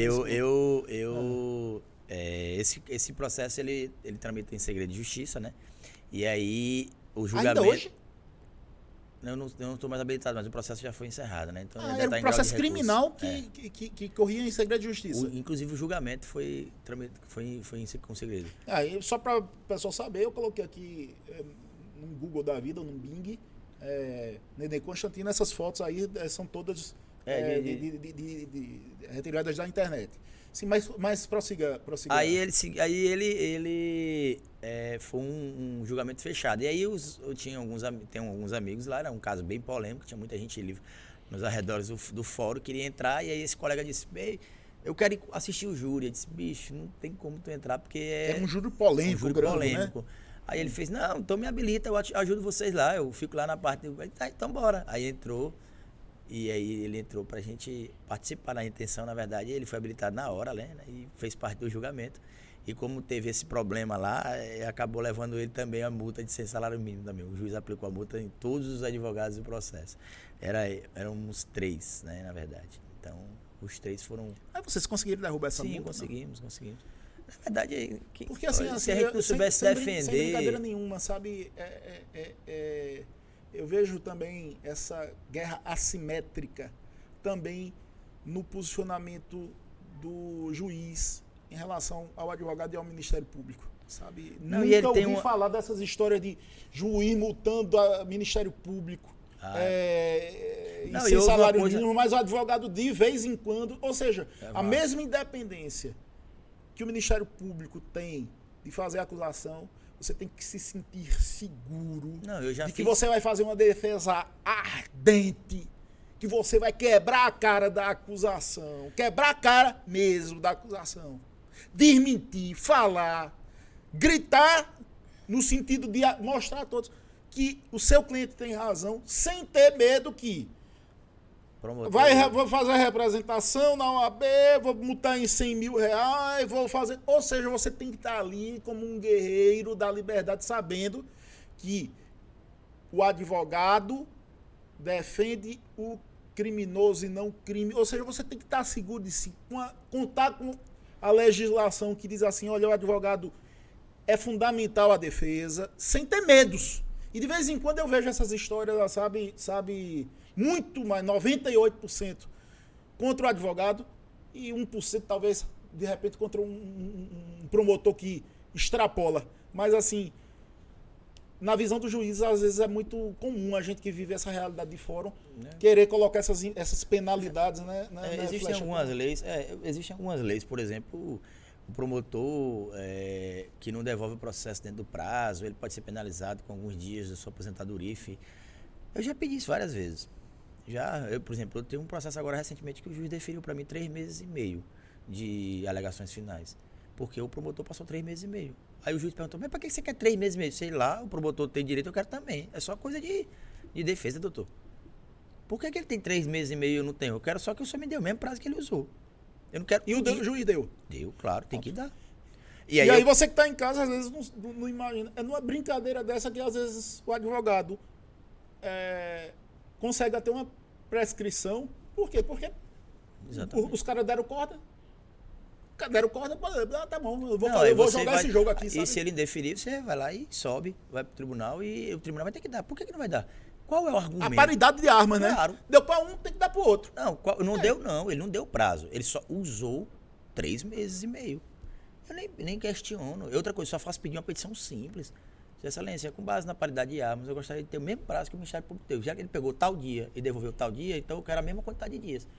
Pronto, são 106 dias de acabou. Eu gostaria de. Aí o juiz vai lá e defere.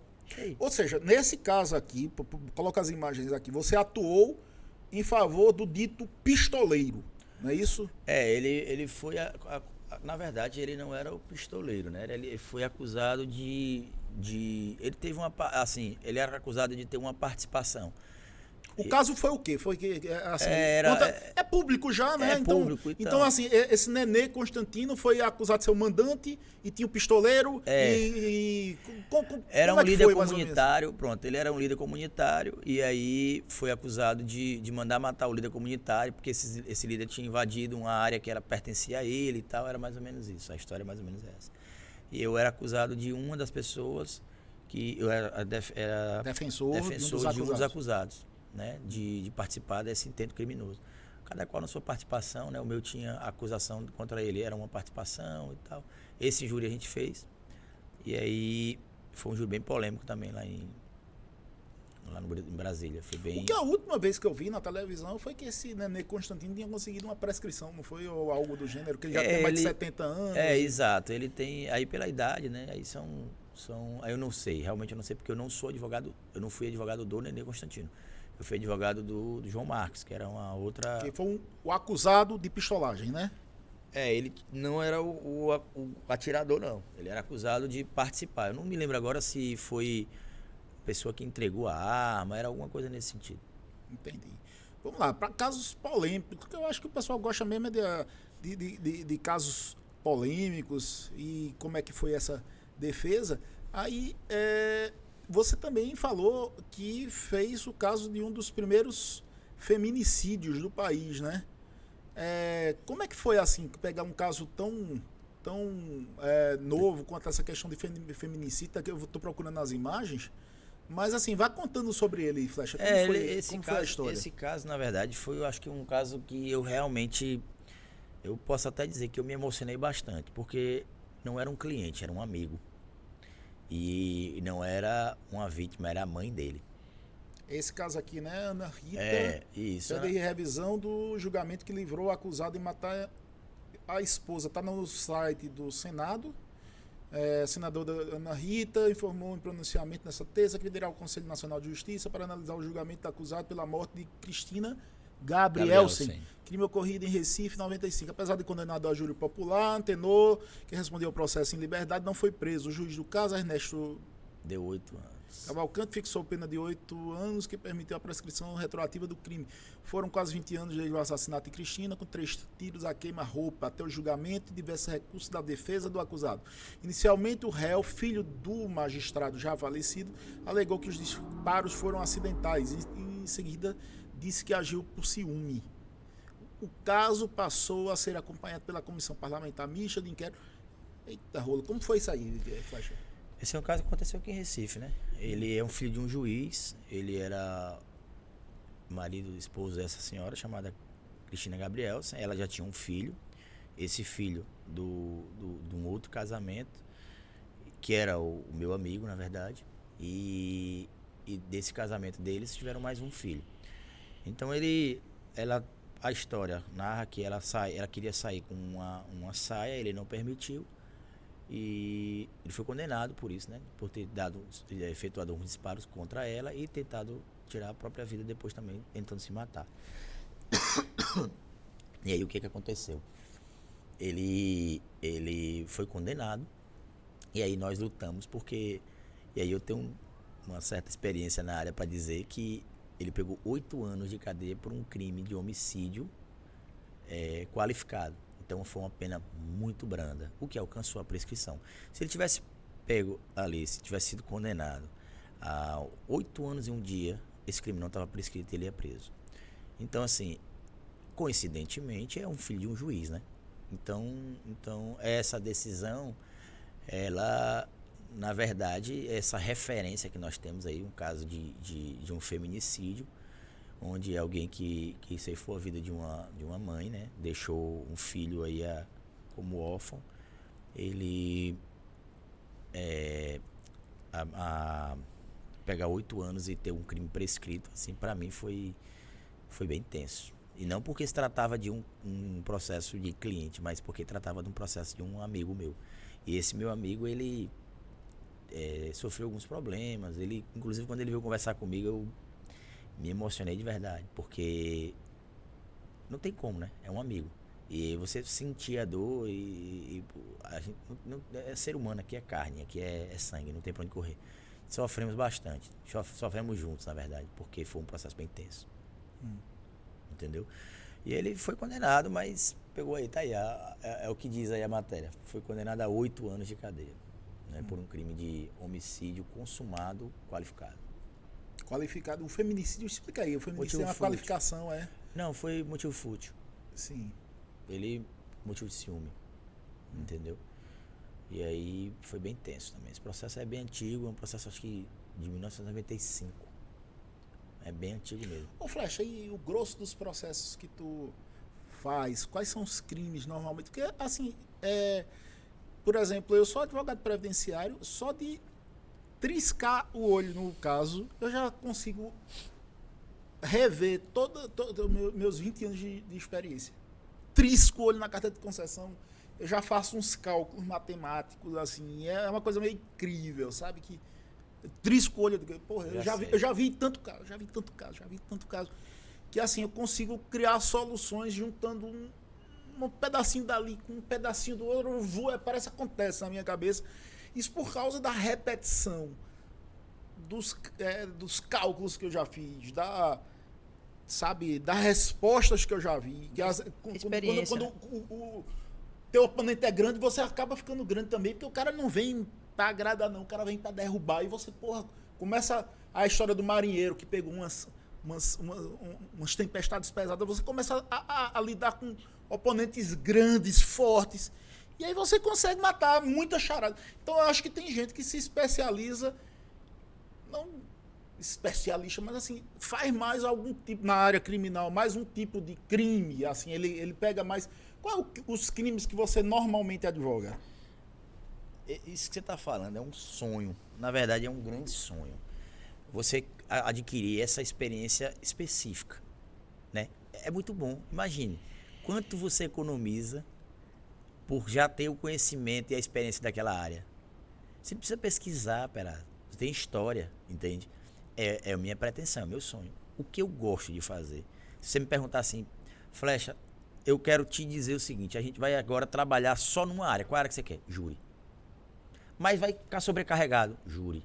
Mas é porque eu não vou pensar 2 vezes. Júri é minha paixão.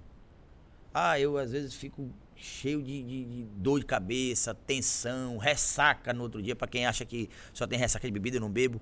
Mas eu tenho a minha ressaca. Quando eu termino um júri muito tenso, e eu já peguei júri de 8 dias, júri bem complicado de ficar até o final do dia. Esse júri mesmo aí é um júri bem complicado. Esse júri do médico Arthur Eugênio que você vai falar agora. Era isso que eu ia falar, eu já coloquei aqui. Pois é, né? Esse júri... É um caso assim que repercutiu muito. Muito. Foi um médico que foi acusado, esse Moreno, inclusive ele não chegou a ser meu médico, mas assim, eu o conheci no hospital. E assim, esse aqui, mais velho, foi acusado, e já foi condenado, salvo engano, né? A mandar matar esse outro médico aqui, que é o mais novo. Isso. E como foi essa história? Esse caso é um caso bem polêmico no estado de Pernambuco, né? Que é o caso Arthur Eugênio. E a história falada pela defesa é de que o filho do médico... Você pegou esse caso ou não? Sim, eu fui advogado do filho do médico. Do filho do médico? Qual dos dois Eugênio, médicos? Filho do médico Arthur... Desse aqui mais velho? Do médico Cláudio Amaro. Desculpa, confundi. Certo. Então Cláudio Amaro tinha um filho, também foi acusado nesse crime. Sim. Como E é que aí, foi essa história? não, a história narrada, eu vou tentar narrar de forma neutra, né? O que está lá na denúncia é que o médico Cláudio Amaro tinha problemas, né, de cunho profissional com o Arthur Eugênio e havia comentado para o filho, e o filho, que era estudante de direito e tinha alguns contatos com algumas pessoas nessa área como eu posso falar assim, na esfera criminal, né? Tinham falado com algumas pessoas e ele queria dar um susto para que o Arthur Eugênio fosse embora de Arthur Eugênio Recife. foi o que faleceu. Isso. E aí esse susto Ia teria... dar o susto. Essa história a gente escuta muito no Nordeste, aqui, sabe? aí vamos dar um susto. Ó, dá um susto no cara. Não Pronto, e faça aí... assim. Não sei no resto do país, mas aqui, E aí ele... aqui é comum essa cultura de dar um susto para o cara. Eu não quero fazer nada demais, não. Vou dar só um susto para ele poder recuar e parar as ameaças ou a injustiça. Isso a gente escuta muito no Nordeste, né? Pronto, aí foi o desenrolar se deu nesse ponto aí especificamente, né? Se houve ou não houve, se foi intencional, se não foi intencional, se foi de fato... Mas qual foi a tese da acusação? A tese de acusação é que ele contratou para matar e pronto. Essa é a tese de acusação. Contratou o quê? Contratou duas pessoas, isso. Contratou 2 pistoleiros para matar o Arthur Eugênio. Essa é a acusação. A defesa, e aí são várias defesas, eu posso falar pela que eu fiz, a nossa tese é que o que existia, na verdade, foi a versão foi o seguinte, ele pediu, na verdade, que fosse feito esse susto, e vários foram os fragmentos de que isso de repente aconteceu, entendeu? Porque o objetivo era denigrir a imagem, era fazer um medo, então mandou ele tirar a camisa, mandou ele ficar de pé no chão, e o rapaz era um médico. Então, assim, é um problema, um processo realmente delicado, em respeito até a vítima e a esposa da vítima, a viúva e o filho. É um processo assim que é ruim até de falar sobre ele, porque é um processo realmente, verdadeiramente tenso, entendeu? Então, foi um processo que eu aprendi muito com esse processo, porque... Qual foi a principal lição? Rapaz, é um processo de emocionar até quem é pago para não se emocionar, porque nós nos emocionamos. A fala, por exemplo, da viúva foi algo que a gente ia olhar para um processo, onde é que eu estou?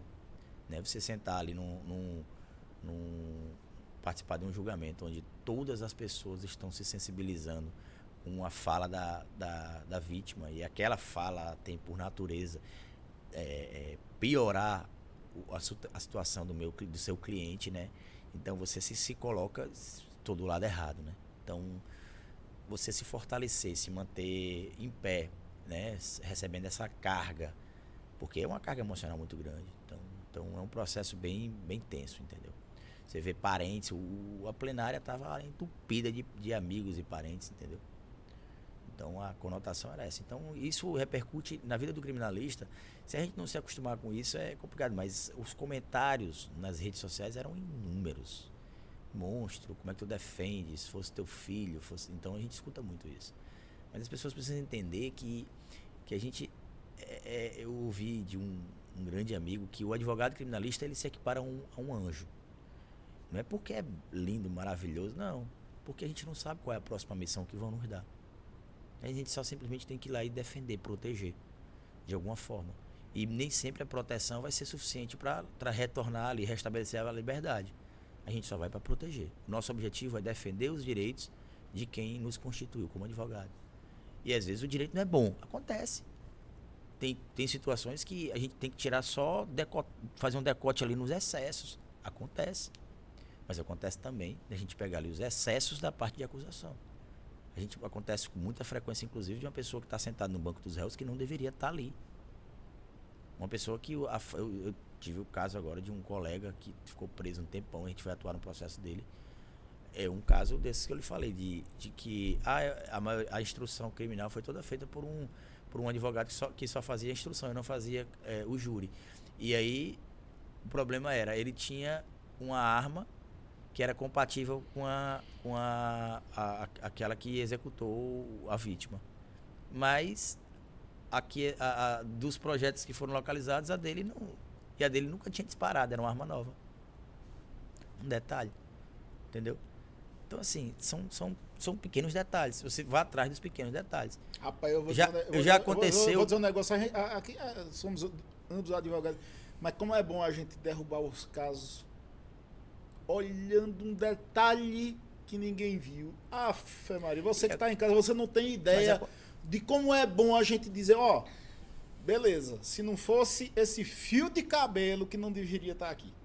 E a gente conseguir desconstruir uma máquina de guerra por causa de um detalhe.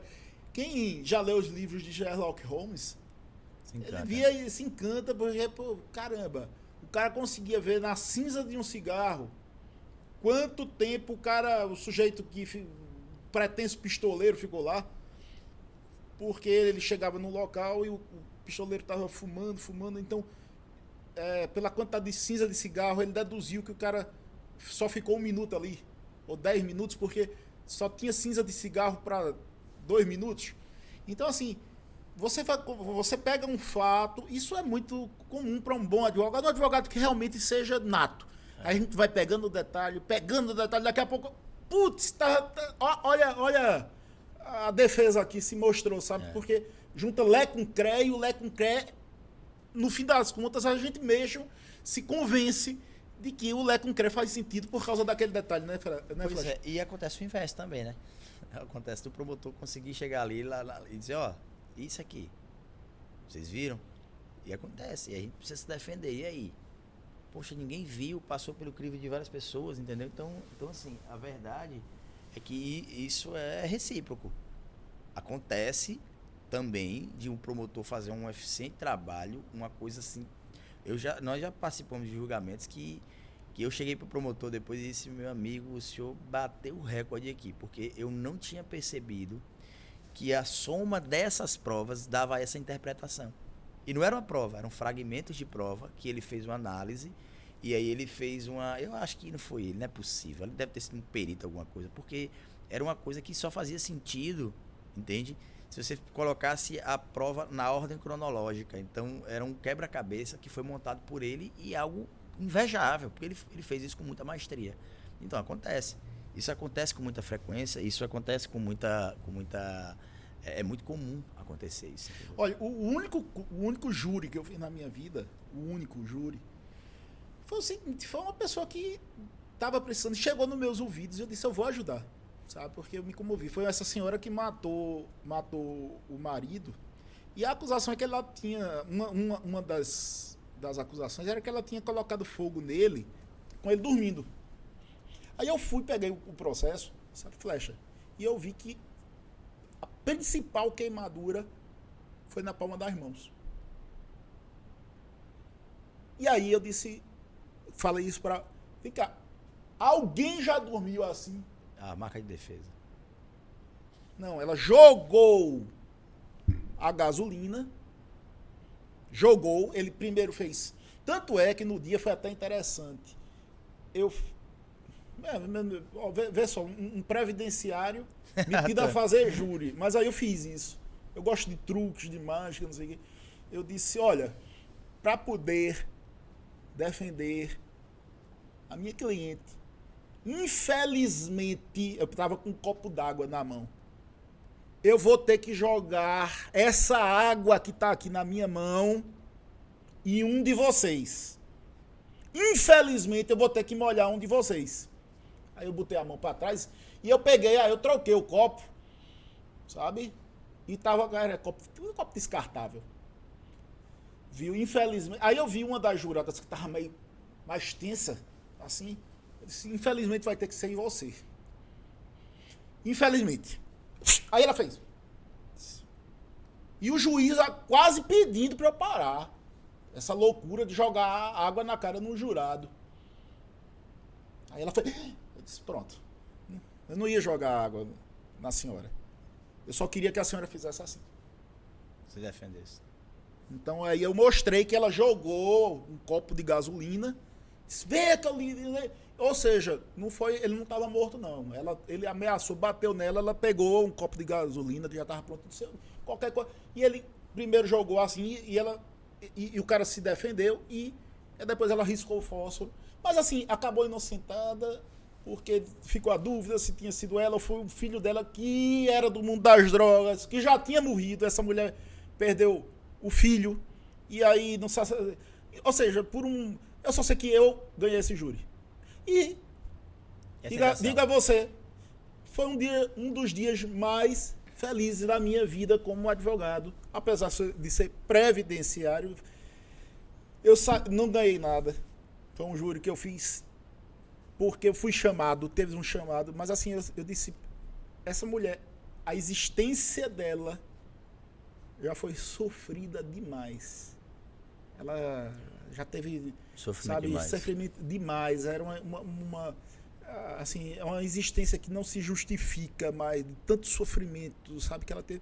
E assim, ela já foi tão vítima que ela não merecia ainda pra cá. E eu fui lá e fiz a coisa acontecer. E foi nos detalhes, sabe, Flecha?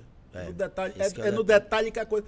E coisa que eu faço muito isso na minha área previdenciária, só que é bem diferente dessa área de crime, que às vezes você tem que colocar muita paixão, muito estudo em cima de detalhes. É parecido com esses casos criminais que a gente vê de televisão, né? Eu já fiz um que manteve a mulher presa. A mulher era deficiente. Ela ficou deficiente um tempão. Por um tempo, ela dentro do processo, ela ainda passou um tempo normal, sem nenhuma deficiência, né? E depois de um tempo ela adquiriu essa deficiência. E aí ela foi presa deficiente. E o erro foi o perito que cometeu. Só foi um detalhe. O tamanho da perfuração. Né? A perícia dizia que ela tinha enfiado, na verdade foi um processo bem polêmico, porque não polêmico não de repercussão, mas polêmico porque era absurdo. Ela estava presa porque o promotor disse que ela enfiou a faca 30 centímetros no pescoço. E era 3 milímetros, não 30 centímetros, porque na verdade não foi isso que aconteceu.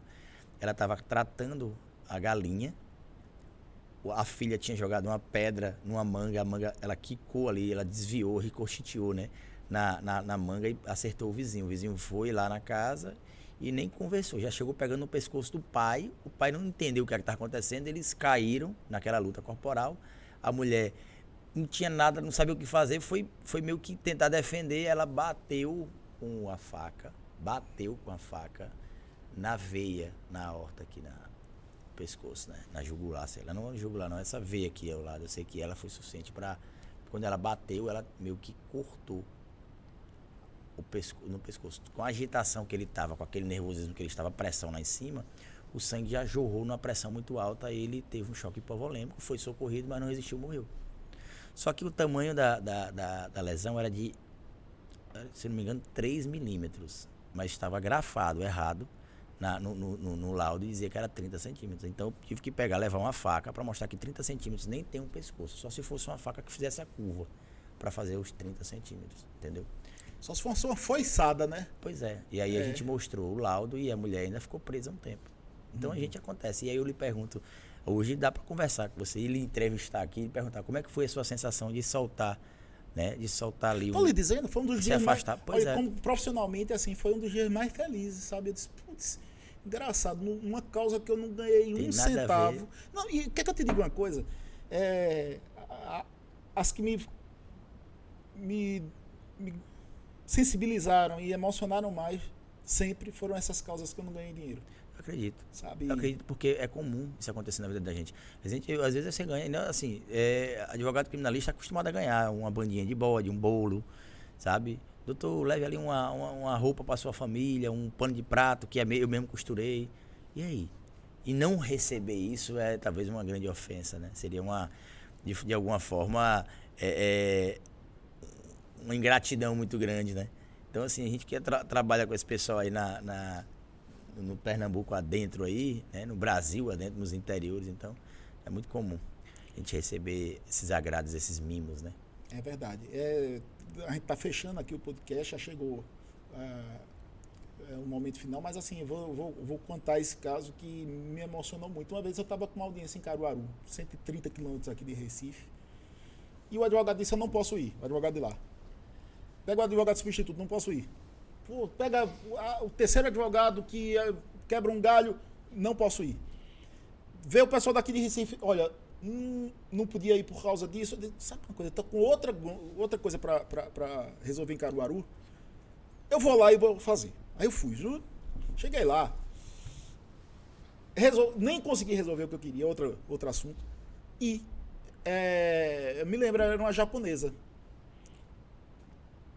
que estava lá pedindo o benefício previdenciário dela. Era agricultora, mas na hora foi levantado que ela não conseguiu provar que era agricultora e etc.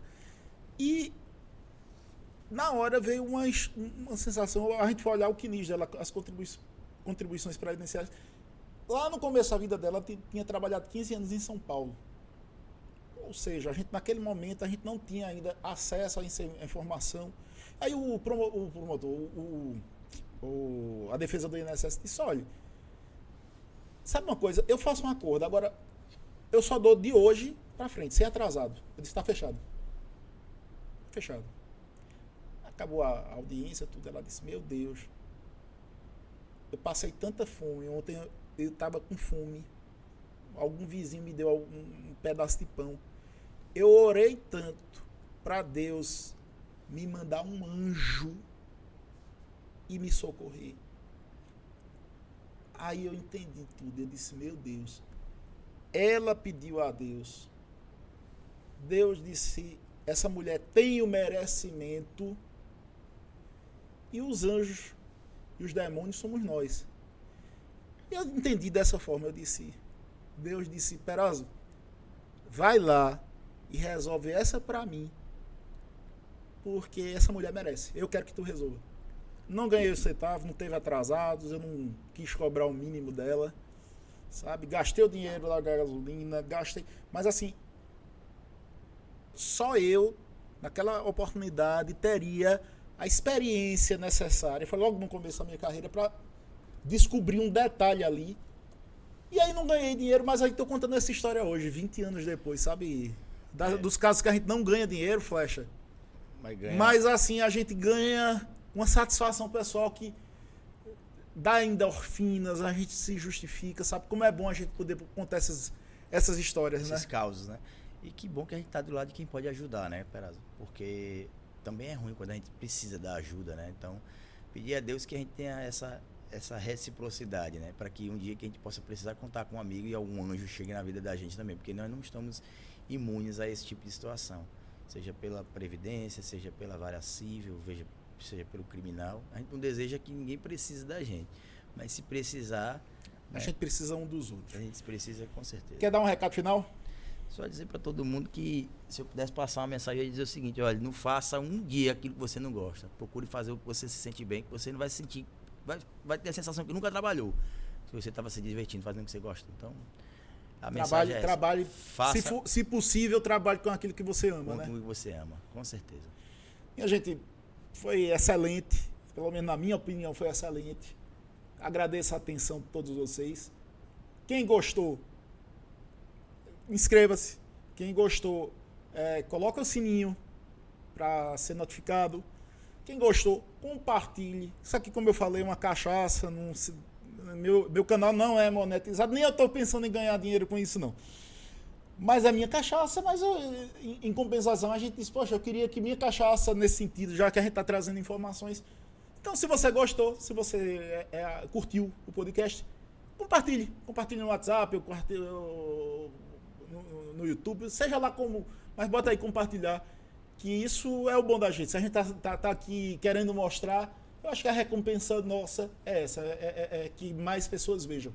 Um grande abraço para você e até o próximo podcast.